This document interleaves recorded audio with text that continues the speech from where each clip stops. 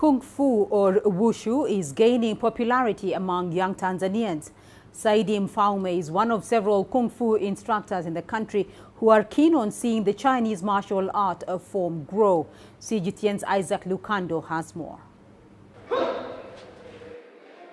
Master Mfaume is training Tanzania's next generation of Kung Fu masters. Known as Master Mfaume to his students, he began learning Kung Fu 16 years ago. Being kicked out of his relative's home for his love of the sport only intensified his zeal. I was steadfast. I didn't know why, because at the time, Kung Fu was largely unknown in the country and the Wushu Association did not exist. It was simply a hobby, but a sense of heroism drove me to want to be a hero, in that I could live any kind of life anywhere. With a black belt and a diploma in Kung Fu, Mfaume is now a planning officer in the Tanzania Wushu Association. He says the Chinese embassy in the country is helping them grow the sport. Through aid from the Chinese government, we get training. They believe that we will develop this art form. There are those that drop out along the way, and there are those of us who keep at it. Recently, we have acquired a teacher who has volunteered to prepare a team for the Olympics.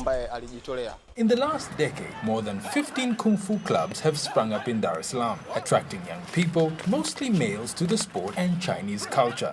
After appearing as special exhibition events at both the 2008 Beijing Olympic Games and the 2014 Nanjing Youth Olympic Games, Wushu, widely known as Chinese Kung Fu, will make its debut as an official sport at the 2022 Dhaka Youth Olympic Games. The Tanzania Wushu Association hopes that the continued growth of the sport will give the country a chance at being represented in the Games. To help spread the sport, Mfaume formed the Shaolin Temple Club in 2010, which has now spread over 6 regions in the country. Hamad Rashid, one of Mfaume's over 300 students, says the sport has a lot to offer. I would watch movies with actors from China, the likes of Jackie Chan and Jet Li, and I thought, why don't I learn this sport, because the motto of the sport is health, defense and entertainment. I love being healthy, being able to defend myself and of course, entertainment.